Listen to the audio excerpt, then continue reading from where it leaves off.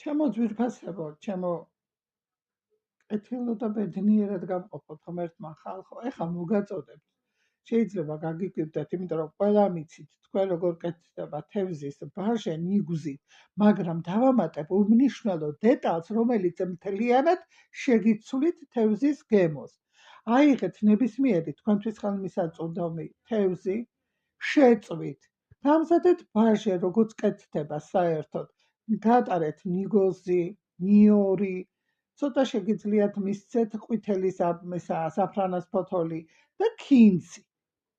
ეს ყველაფერი დაამუშავეთ კარგად, დაამატეთ ძმარი, მოზილეთ, ის რაოდენობა სითხე მიეცით და რა რაოდენობის წვენიც გჭირდებათ და ამ გამზადებულ მარილი გემოვნებით წითელი წიწაკა ჩააწყვეთ შემწვარი თევზი.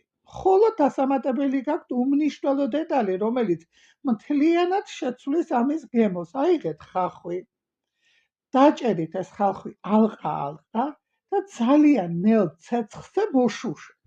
ეს მოშუშული ალყა ხახვი, რომელიც მიიღებს უკვე ოქროს ფერს, ცხიმი რო დადნება, ბევრი ცხიმი არ გაუკეთოთ. დაუმატეთ ცოტა კოწახური.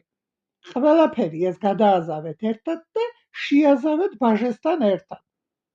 გემრიელად მიირთმევთ.